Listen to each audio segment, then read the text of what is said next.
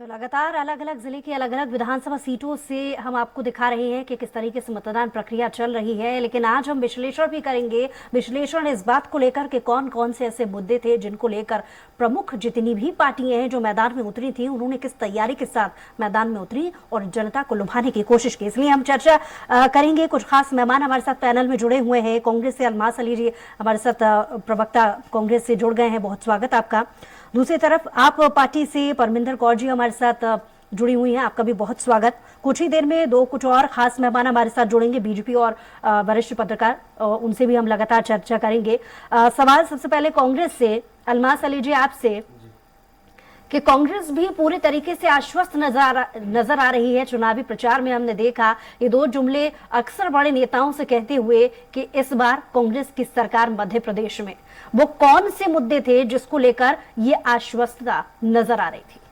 देखिए, कांग्रेस पार्टी ने अगर ये मुद्दे उठाए हैं, अगर ये बात कही है तो वह फैक्ट्स के ऊपर कही है। जब 15 महीने की हमारी सरकार थी जिसको भारतीय जनता पार्टी ने धन बल से छीन लिया, उस 15 महीने की सरकार में आदरणीय पूर्व मुख्यमंत्री कमलनाथ जी ने पहली किस्त में 27 लाख किसानों का जो है कर्जा माफ किया। तो हमने ग्राउंड पे जाके काम किया।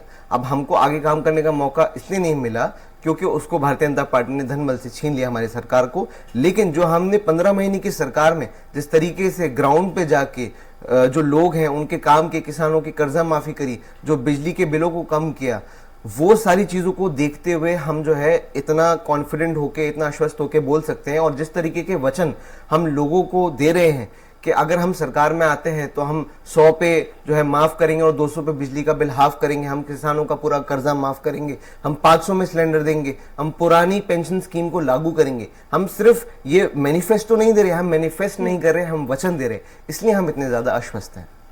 ठीक है, क्विक रिएक्शन परमिंदर जी आपसे भी चाहूंगी कि हमने देखा कि छत्तीसगढ़ के साथ साथ मध्य प्रदेश में भी आम आदमी पार्टी बहुत ज्यादा सक्रियता के साथ मैदान में उतरी है बराबर कांटे की टक्कर देने के लिए, और कुछ सीटों को लेकर के तो ये दावा भी आप पार्टी कर रही थी कि वहां पर अच्छी परफॉर्मेंस आप पार्टी की होगी, क्या कहेंगे? बिल्कुल, आम आदमी पार्टी का ऐसा विश्वास है कि प्रदेश एक बदलाव के लिए तैयार है। भाजपा और कांग्रेस आपस में खो खो का गेम खेल रहे थे, एक आती है एक जाती है, और एक जनता विकल्प को ढूंढ रही थी, ऐसे विकल्प को जो प्रदेश का समुचित विकास कर पाए।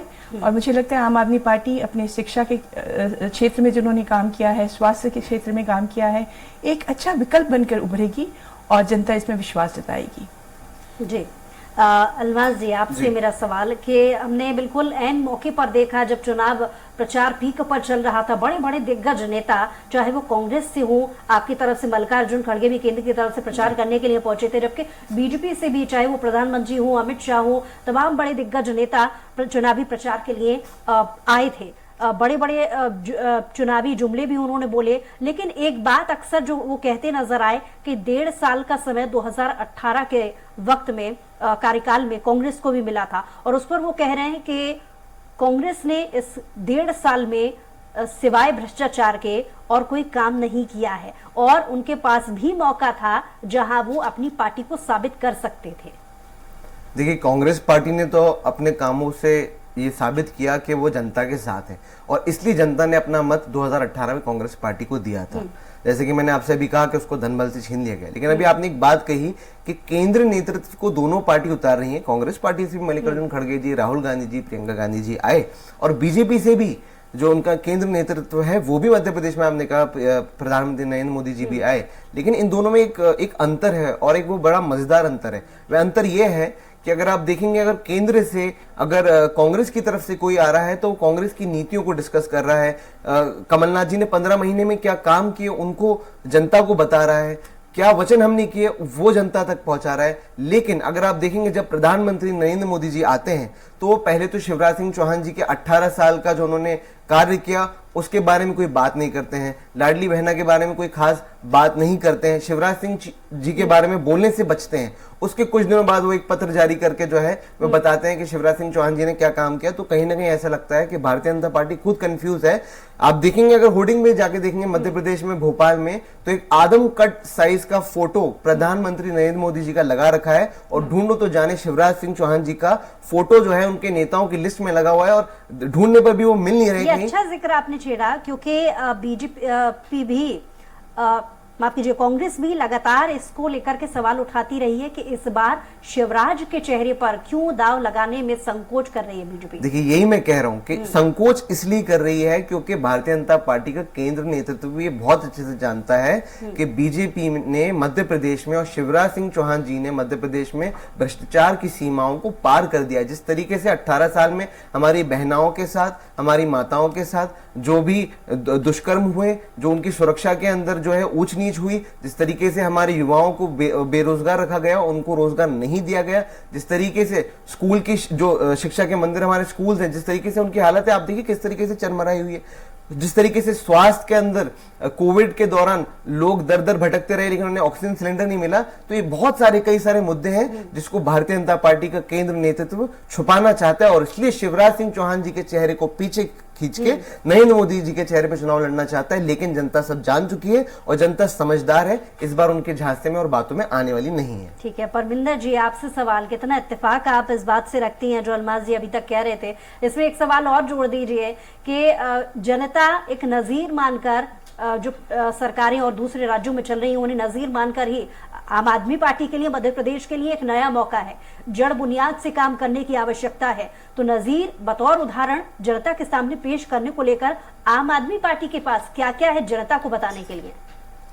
देखिए, हमारा एक दिल्ली मॉडल है, पंजाब में हमारी सरकार चुनी गई है, तो हमारा नज़ीर यही मॉडल है जो शिक्षा, स्वास्थ्य, रोजगार की बात करता है। हम ज़मीनी मुद्दों से जुड़ी हुई बातें करते हैं, हवाई ना वादे करते हैं। ये जो शब्द गारंटीज भाजपा ने यूज़ किया, ये एक्चुअली ओरिजिनली आम आदमी पार्टी की गारंटी है और आम आदमी पार्टी ने 10 गारंटीज लॉन्च की थी। देखिए, भाजपा समझ चुकी है कि जनता परिवर्तन चाहती है, पर उनको गलतफहमी होगी कि उनको नेतृत्व परिवर्तन चाहिए, इसलिए वो सीएम के बहुत सारे चेहरे उन्होंने उतार दिए मैदान में।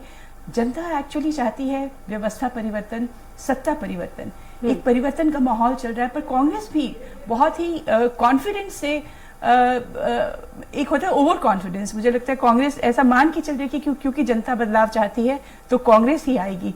पर जनता पूरा समझदार है, ये कहते हैं पब्लिक है, सब जानती है, अर्श से फर्श पे बैठाना भी इसको बेहतर आता है। और कांग्रेस को मौका दिया गया था 2018 में और जनता ये भी देख रही है कि कैसे कांग्रेस के एक बड़ा धड़ा बिक गया और भाजपा ने खरीद लिया।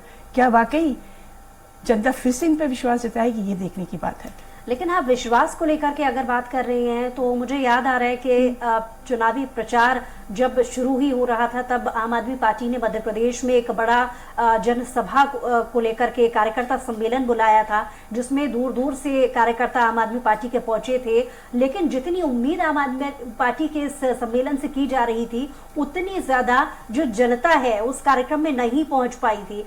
कहाँ कमी रह रही थी? क्योंकि कैंपेनिंग के समय की भी अगर हम बात कर रहे हैं तो बहुत सारी ऐसी चीजें हैं जो आम आदमी पार्टी जितने अच्छे से बाकी दूसरे राज्यों में समझा पाई अपनी नीति को, रणनीति को, वो मध्य प्रदेश में क्या असर ला पाएगी या दिख रहा था चुनावी कैंपेन के समय में भी? देखिए, पार्टी का इरादा तो पूरा दमखम के साथ इलेक्शन लड़ने का था।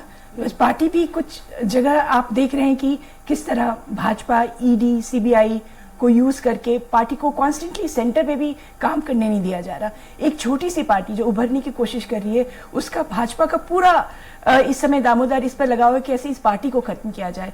सो ये एग्जिस्टेंशियल क्राइसिस से गुजर रही है आम आदमी पार्टी। आप अपना जवाब पूरा कीजिएगा सीधे हमारे दर्शकों को। तो वही विधानसभा चुनाव को लेकर प्रदेश भर में मतदान जारी है। ऐसे में बीजेपी प्रदेश अध्यक्ष वी डी शर्मा ने जीत का दावा किया है, साथ ही उन्होंने मतदाताओं से अपील की है अधिक से अधिक संख्या में लोग मतदान करने के लिए पहुंचे, इसकी अपील की है। और इसी के साथ ही मध्य प्रदेश में बीजेपी की सरकार बनने का दावा भी उन्होंने किया। मध्य प्रदेश में 230 विधानसभा चुनाव को लेकर आज सुबह से ही मतदान केंद्रों पर लाइनें लग गई हैं और आप देख सकते हैं मैं हूं इस टाइम भारतीय जनता पार्टी मुख्यालय पे। आप देख सकते हैं यहाँ पर जो इस प्रकार का कंट्रोल रूम बनाया गया है कि यहाँ पे पूरी तरीके से हर सीट को लेकर एक व्यवस्था की गई है। और जो प्रदेश अध्यक्ष बी डी शर्मा जी वो सुबह से ही यहाँ पर अपनी पूरी टीम के साथ यहाँ पे एक पल की जानकारी ले रहे हैं। भाई साहब, आज सुबह से ही आप भी यहाँ पे बैठे हैं, क्या जानकारी और सुबह से पर्व शुरू हुआ है? देखिए, भारतीय जनता पार्टी का हमारा सेंट्रली जो कंट्रोल रूम है वो यहाँ से सब लोग बैठ करके मॉनिटरिंग कर रहे हैं। हर जिले से मॉनिटरिंग हो रही है, हर विधानसभा से मॉनिटरिंग हो रही है। प्रत्येक बूथ पर भाजपा का एक एक कार्यकर्ता चुनावी मैदान को संभाल रहा है। कार्यकर्ताओं की ताकत के बल पर इस बार विकास और गरीब कल्याण के झंडे के साथ जनता का आशीर्वाद भारतीय जनता पार्टी को मिलेगा। मैं तो सभी मतदाताओं से मध्य प्रदेश की अपील करता हूं कि ज्यादा से ज्यादा मतदान करके जिस दल ने, जिस भारतीय जनता पार्टी ने मध्य प्रदेश को विकसित राज्य बनाया और अब स्वर्णिम मध्य प्रदेश बनाने के लिए मतदान करें, यही आज अपील करता हूँ। वैसे कहीं ना कहीं भारतीय कांग्रेस के भी बड़े बड़े आरोप लगाए हैं कल रात की चुनाव को लेकर, क्या कहेंगे? कांग्रेस तो झूठ बोलती है, कांग्रेस गुंडेजिम पर उतरी है, पुराना चरित्र अपराधीकरण का। लेकिन भाजपा का कार्यकर्ता विकास और गरीब कल्याण के झंडे को डंडे में लगा के बैठा है, ठीक कर देगा और ठीक कर दिया है, छोड़ेंगे नहीं। तो इसलिए भाजपा का एक एक कार्यकर्ता मैदान में उतरा है, कमान संभाल ली है। इसलिए कांग्रेस के अपराधी प्रवृत्ति के चरित्र को न चलने देंगे। कमलनाथ तो खुद ही चुनाव हार रहे हैं और छिंदवाड़ा में क्लीन बोल्ड हो गए, वो अपनी वहां की चिंता कर लें। अगर देखा जाए तो कहीं न कहीं भारतीय जनता पार्टी के प्रदेश से उन्होंने भी कहा है कि हर कार्यकर्ता ने अपनी कमर कस ली है और विधानसभा के चुनाव में अपना झंडा लहरा के रहेंगे। कैमरा पर्सन नंदकिशोर सैनी के साथ संजय नोदी, भोपाल। तो छत्तीसगढ़ में दूसरे चरण का मतदान जारी है। हिंदुस्तान के इतिहास में पहली बार रायपुर उत्तर विधानसभा में मतदान कराने की जिम्मेदारी महिलाओं के साथ हाथ में है, जहां पर सुरक्षा से लेकर सभी बूथों पर महिला अधिकारी ही जिम्मा संभाली हुई हैं। रायपुर उत्तर विधानसभा के मतदान क्रमांक 74 में भी सिर्फ महिला अधिकारी ही ड्यूटी कर रही हैं और इन महिला अधिकारियों ने स्वराज संवाददाता से खास बातचीत की।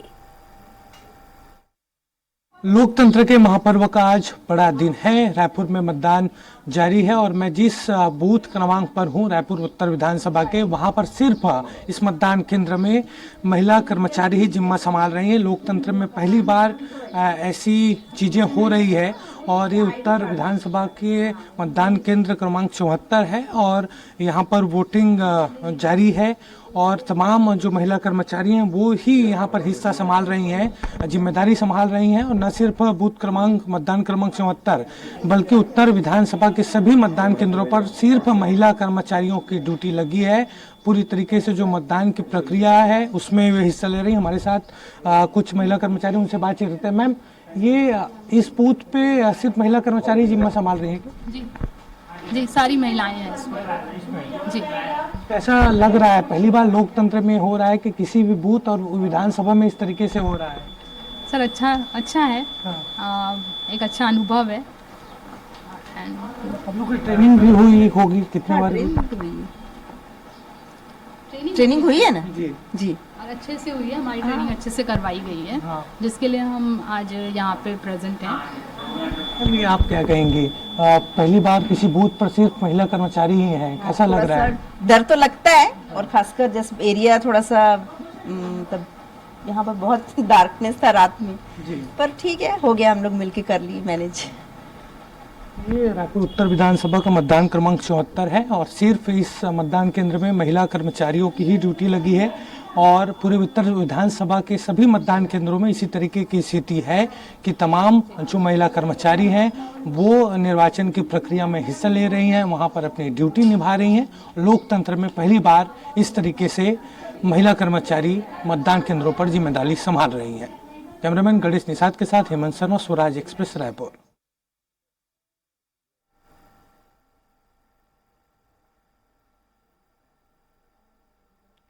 तो जशपुर में 110 साल की बुजुर्ग महिला ने मतदान किया। मतदान के लिए बुजुर्ग महिलाओं में उत्साह नजर आया। मतदान के लिए काफी संख्या में भीड़ उमड़ रही थी। जशपुर के बाजारपारा मतदान केंद्र पर मतदान का प्रयोग किया गया। तो ये तस्वीरें देखकर जाहिर है जो नौजवान हैं उनके बीच भी उत्साह, उमंग और जोश इस बात को लेकर के होगा कि जब इस उम्र में ये मतदान करने के लिए जहां ठीक से चलना भी मुश्किल होता है, इस उम्र में वो बाकायदा मतदान केंद्र पर पहुंचे हैं और खुद मतदान किया। और ये एक अपने आप में प्रेरणा है बाकी उन लोगों के लिए जो युवा हैं और इनके साथ बुजुर्ग होने जैसी कोई अभी या इस उम्र की जो परेशानियां होती हैं वो नहीं है। ये उन लोगों के लिए उदाहरण है कि वो भी मतदान केंद्रों पर पहुंचे और मतदान करें।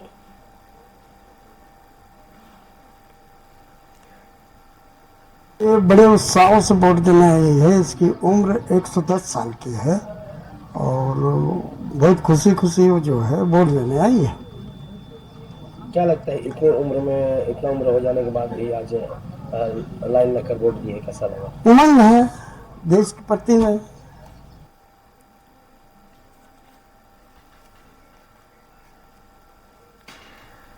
तो एक बार फिर से रुख करेंगे चर्चा की ओर, जहां पर लगातार हमारे साथ विशेष पैनल जुड़ा हुआ है। बीजेपी से भी एक और विशेष मेहमान हमारे साथ जुड़ गए हैं। प्रेम व्यास जी, आपका बहुत बहुत स्वागत है।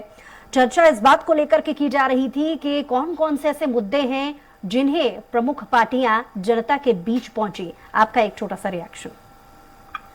देखिए, हमको जब 2003 में मध्य प्रदेश मिला था, तब मध्य प्रदेश एक बीमारू राज्य था, जहां पर बिजली नदारद थी, सड़कें नदारद थी, जहां पर आप भिंड क्षेत्र की बात करेंगे तो वहाँ डकैतों की गोलियां गूंजी करती थी, और प्रदेश में निश्चित रूप से DFI, सीमी और ऐसे कई आतंकी संगठन स्ट्रक्चर्स काम कर रहे थे।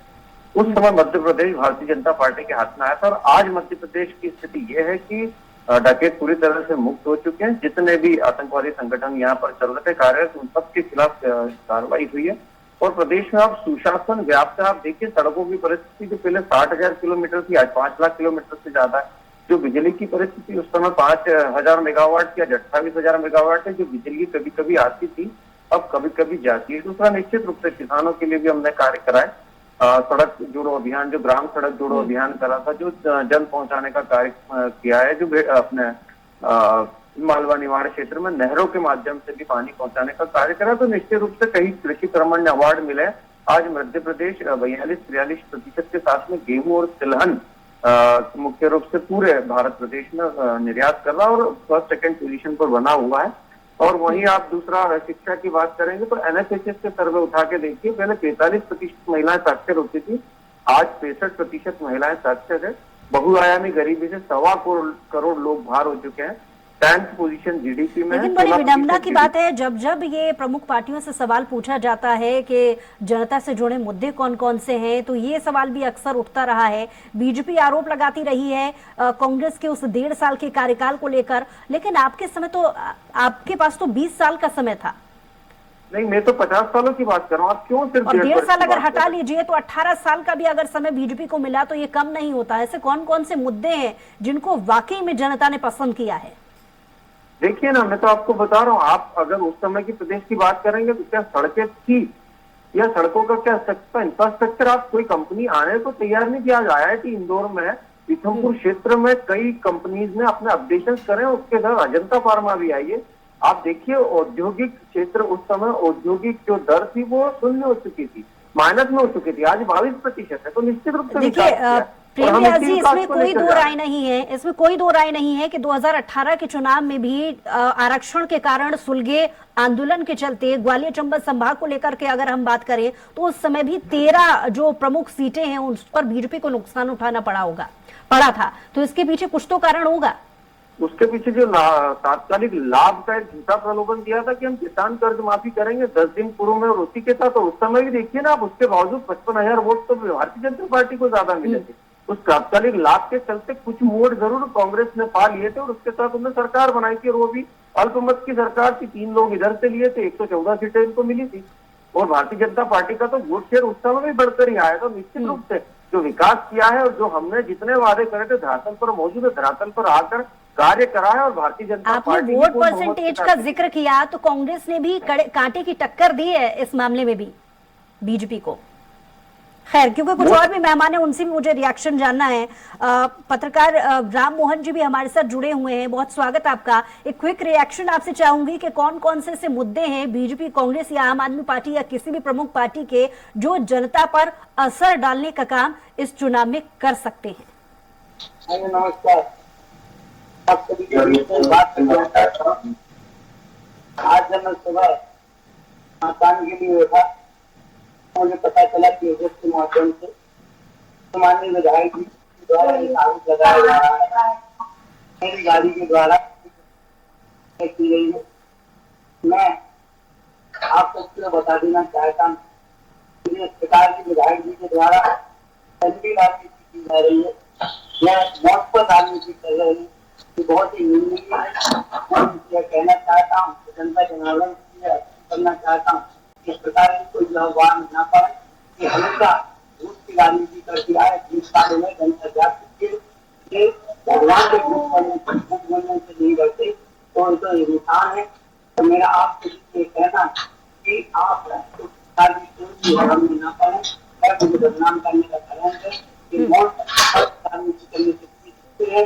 मेरा यहाँ पर आपको कहना है कि मैं अगर नोटिस पाया जाता हूँ, अगर मैं प्रशासन के लिए आग्रह करता हूँ इसकी जो न्यायिक जांच हो।